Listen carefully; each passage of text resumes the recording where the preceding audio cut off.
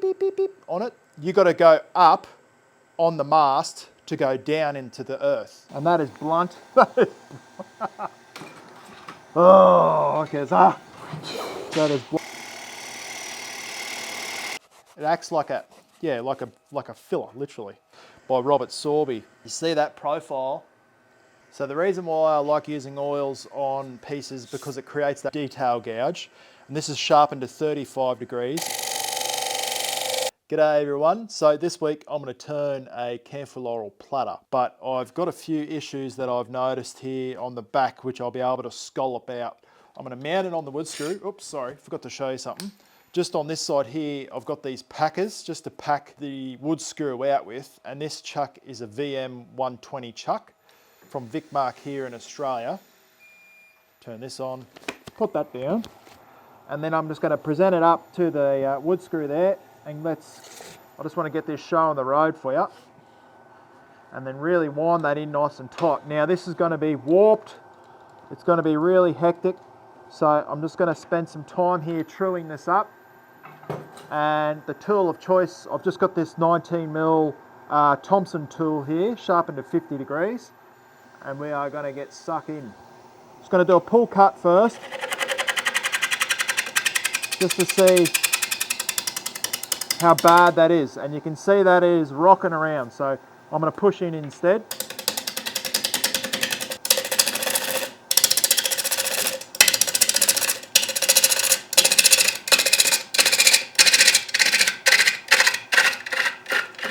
Pull cut now.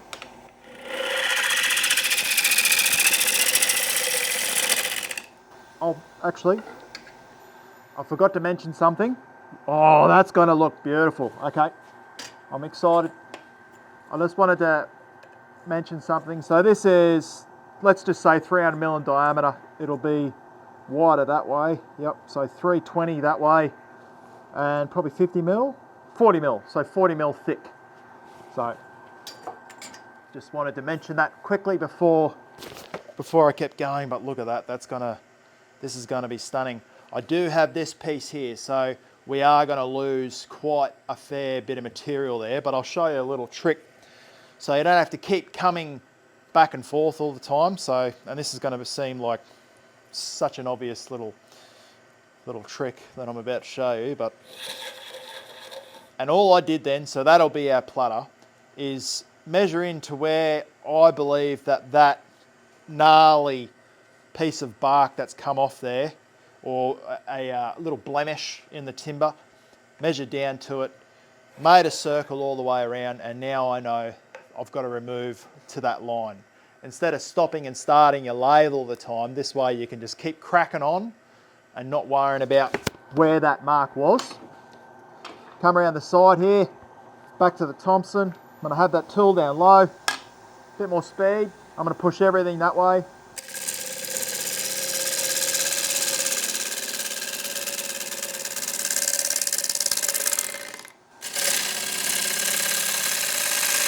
When I come up to the edge, I'm going to slow down. Slow down when I come up to that edge. Straighten up the tool rest, so I'm running at a 90 degree. And looking up the top. I'm looking up the top as I'm cutting here.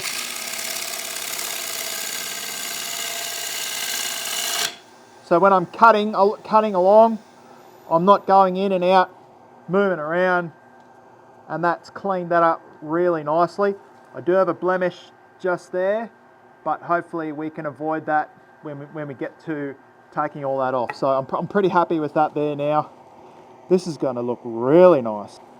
This is going to look beautiful, and it's got that camphor laurel smell to it, so it's really strong at the moment. Now I'm going to test my math. So we got 260, so what's that? 130mm.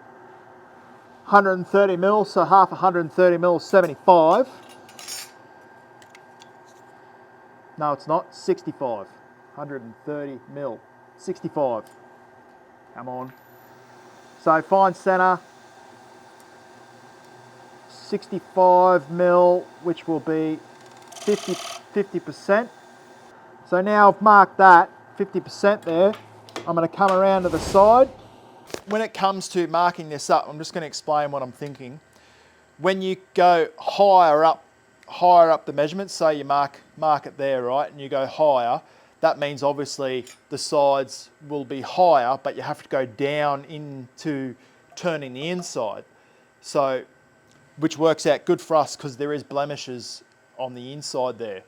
But you could also, so you know whenever you're doing, you've seen people do construction, they've got those laser levels, or it's got the little beep, beep, beep, beep on it. You got to go up on the mast to go down into the earth. So it's the same sort of concept. I hope I'm not just talking absolute BS at the moment. Let's just stick to this. So I've got 40 mil there. I don't want to have a super raised dish is what I'm getting at. So I'm just going to take 10 mil off that upper side. So I've got 30 mil there, mark that there. And that'll allow us to create a nice Roman ogee to that line. Just going to switch tools to the woodcut now. And I'm going to just pull that corner off.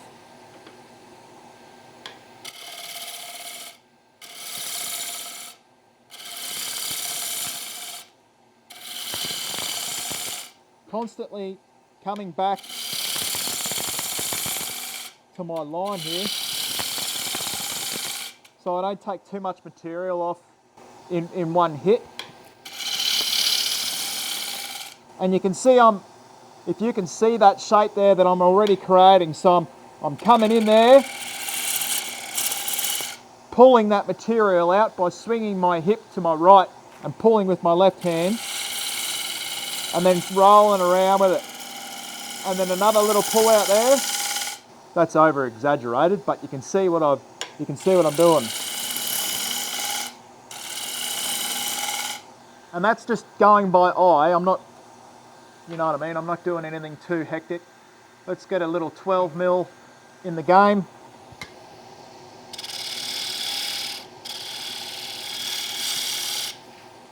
Just because everyone's got different tools out there. And that is blunt. Oh, okay, that is blunt.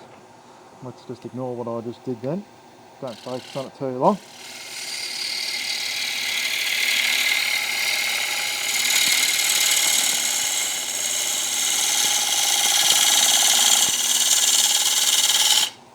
A little bit of a clean up there.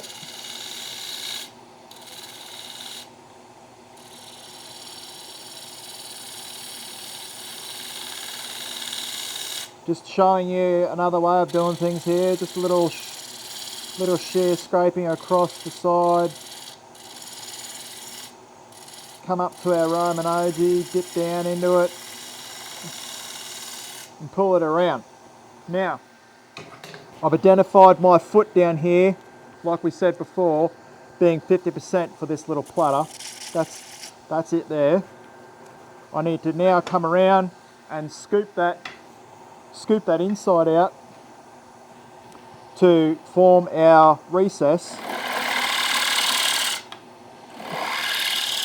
Not too much, because I don't think we have all that material going on, especially with that wood screw in there. And now I'm just going to create a foot here by angling the tool towards you. Come back here, clean that up, because that was pretty funky. Like so. And now I'm going to cut back towards this side to get rid of any torn grain that I did with the pull cut.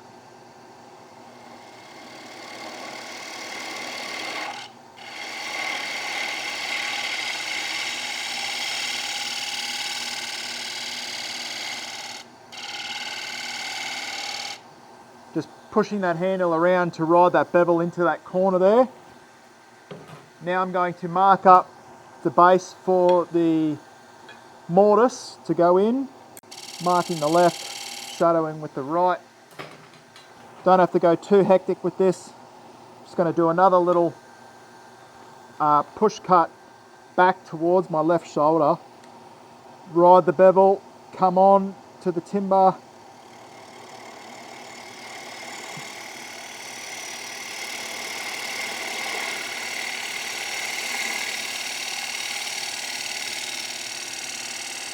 As those shavings were building up, I was looking on the opposite side.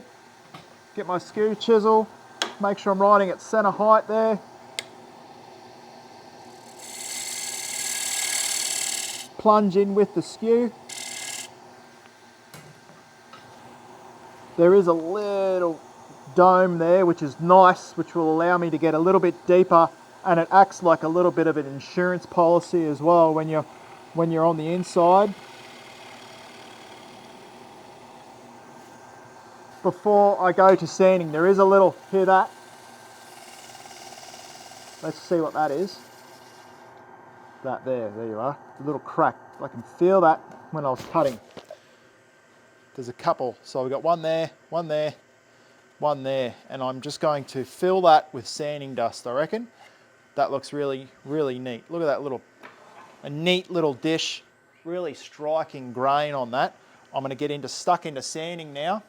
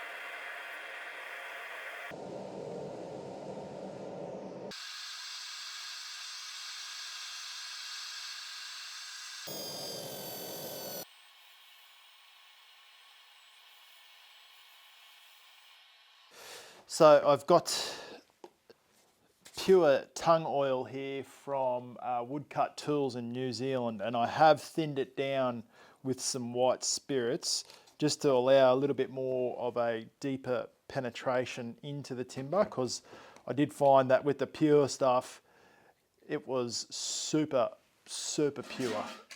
Sorry, I just moved the dust collection. It was so pure that it took a long time, and people did warn me that it does take a long time to dry out. But look at this, have a go at that. Just stunning camphor laurel, you cannot beat it. Have a look at that, beautiful stuff. And as you are probably aware, tung oil is food safe. It can be used on absolutely anything. So the reason why I like using oils on pieces, because it creates that really nice even flat finish, well, satin finish, but it gives an even coverage to the piece. And I'm going to keep working that oil over until I see the fines on the front, and then keep working those fines across the piece. This is a piece of 400 grit wet and dry sandpaper. Keep working it in there. I'm really looking forward to turning this other side. I've got that nice little Roman ogee in there, so when I put my hands across it, I can feel that Roman ogee just in here. All right.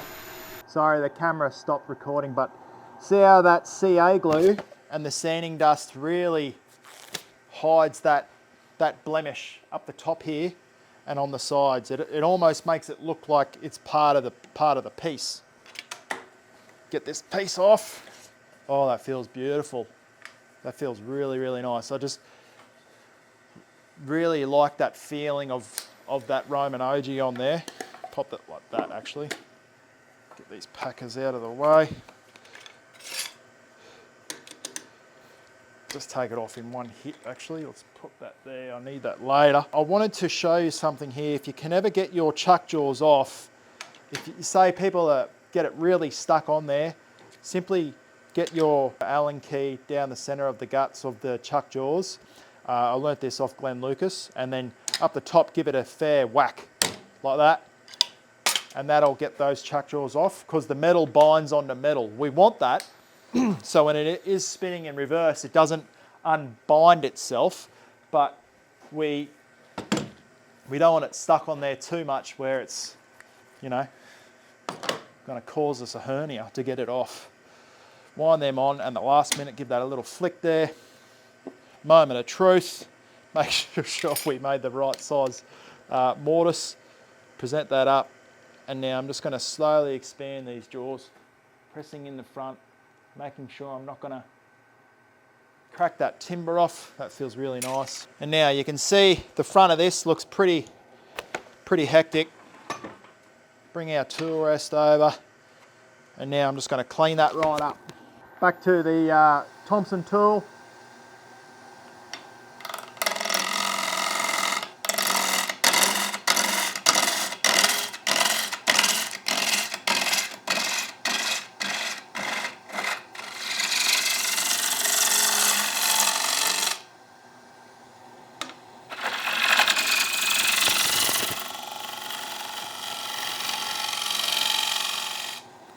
Feeling something in there. Make sure I don't take my finger. Yeah, okay. That little bit there felt a bit hectic. That's okay. I'm going to mark up my rim there and work on that to start with. I'm not going to have a super wide rim, just probably my thumb width there. That looks pretty good. And that measurement, for those that want to know, is 25 millimeters, so 1 inch. And now I'm going to start from the rim and then work inwards.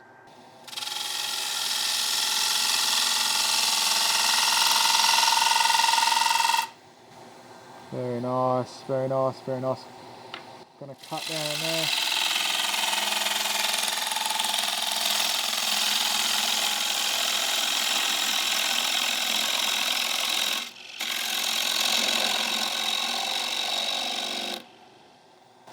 Hopefully we didn't go too deep with that.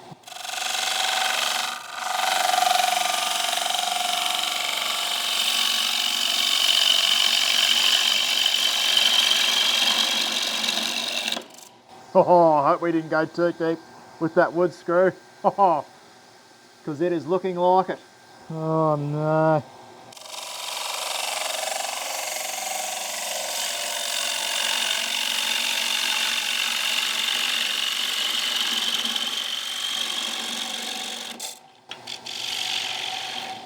Right, let's see how we look. Oh, that looks pretty as hay. That looks so nice. I'm going to get my calipers here, feed them through. Hopefully that camera there can pick it up. Feed it through the back to our mortise, come around the front, and that is our measurement there. Hopefully you can see that. So for a real accurate way of doing it, and that is about 17 millimeters. And that's why I like carrying rulers in both pockets. If anyone wants to know, I'm not an octopus. So I like to carry a ruler in both pockets. So whenever I'm holding something, I can use my opposite hand to grab that other ruler. And we are about, what's that there? I want to bring that around, show you there. And this is just rough at the moment. And that's 10 mil there. I'm just going to clean up this bead. I want a bead. Actually, I want to show you another way. If anyone is struggling to form beads, you can buy one of these little beading tools by Robert Sorby. You see that profile? That can help you form little beads. They can cause a bit of torn grain.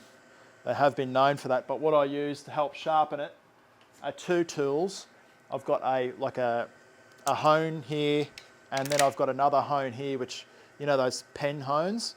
And so I hold it there against my guts, and then I push it up on the angle so it is honing on the inside of that little beading beading tool there. And then I get the flat hone and then just run it across the top. Like so. Put those back. I've got the tool rest, I'm going to run it at centre height. I'm not sponsored by Robert Sorby as well, or Robert Sorby, just wanted to show you another way of doing things. Centre height there.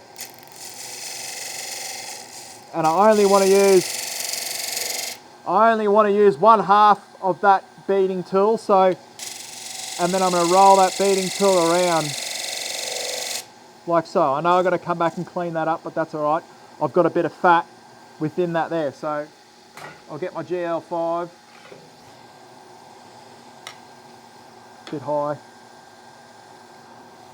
bit of vibration. I'm just going to use my fingertips here, which are, if you're finding you're getting a lot of heat, you're applying too much pressure.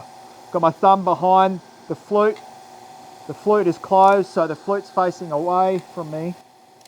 Ride it on, open the flute, push it in.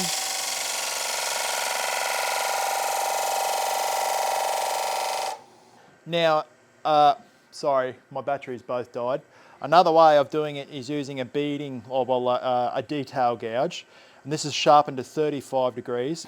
You can really get into those little nooks and crannies of things. And you can also clean up your beads like so. And that's just a little action, little row the boat action. Right, now that's done, I'm just going to leave that rim alone because there is a lot of little bits and pieces that are breaking off in there, but I am going to come and clean that little bit of crap in that corner. Go the GL5, drop that down.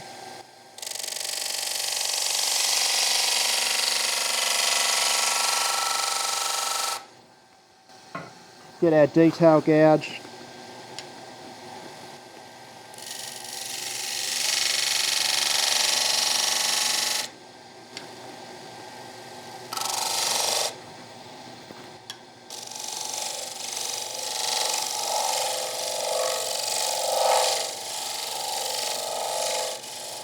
Hopefully this will take some of the height and also some of the blemishes out. I'm going to make a cut across the bottom now. Got a little handlet. No, I don't. I've got a Jimmy Clewes 12mm. I'm going to come in here.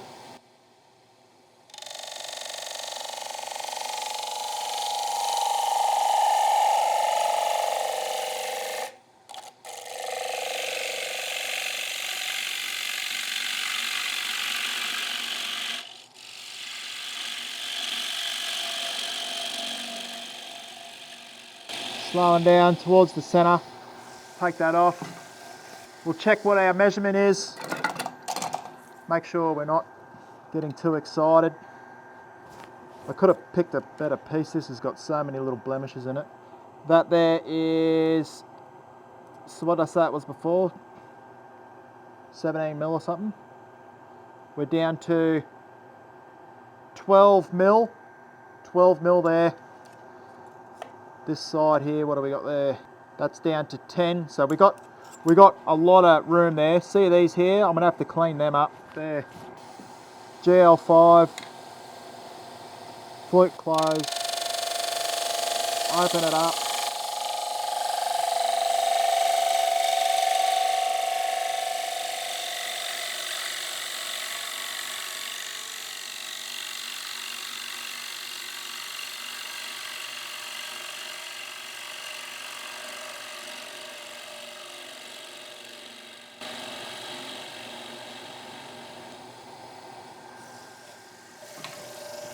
That feels a lot better.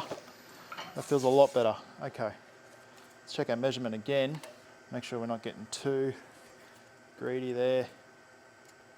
Oh, really nice. Okay, so that's down to 8mm. Wish I could show you that. 8. Yeah. It's about 8mm there. Right on the end there. There you go. And now we got out to the side, make sure we're not removing way too much, okay? So that's like, what, 6 mil? Cool, okay. So a couple of mil between friends. The rim is, only doing this because I know you guys like this. The rim is 4 mil. The rim is 4 mil in thickness. So that looks like a really neat little platter there. And before I get to sanding, what I'm going to do, is just seal these little cracks up because they're going to cause us some dramas. I'm going to need a bit of body in this one here. Hopefully this camera can seal this. I'm going to put some, I think I've got accelerator on that. Yep, I did. Good times. There we go. Get a bit of that in there. I always find finer dust sitting around the banjo and that. This is just to fill the main body of it, so you're not using, you know, heaps and heaps of glue in there. Take a bit of that off. Rub a bit over that there. Just filling it up. It acts like a, yeah, like a filler, literally. Once that's done, bit of CO glue away from the glue. That looks good to me. Back in the truck.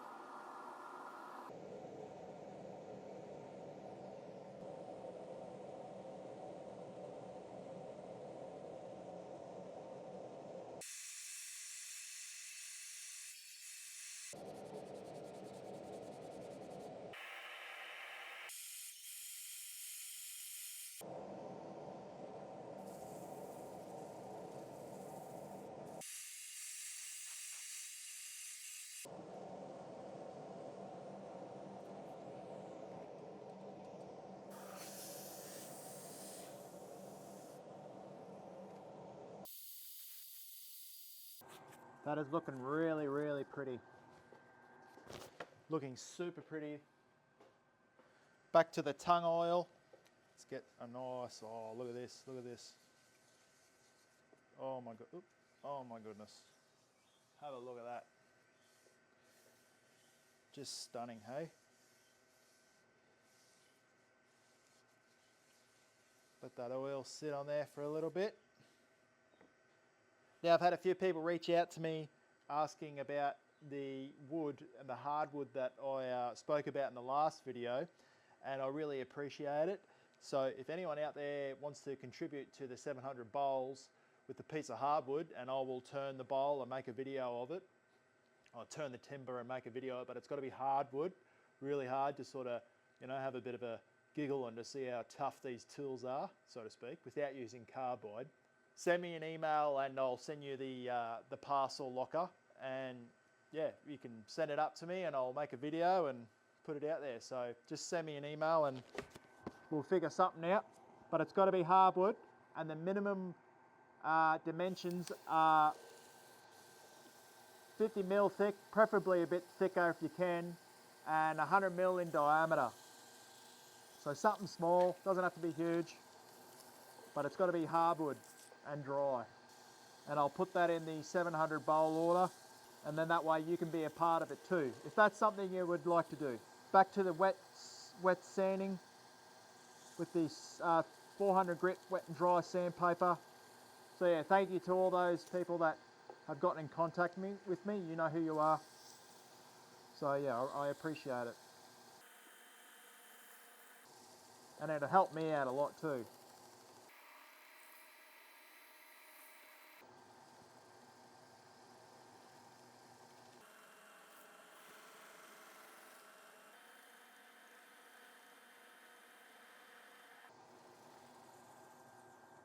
Wow.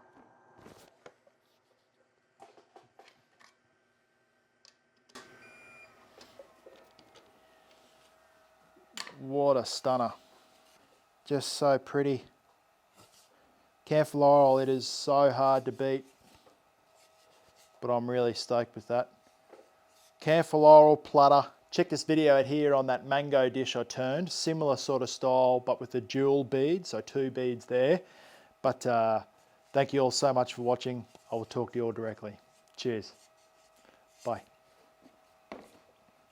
You beauty.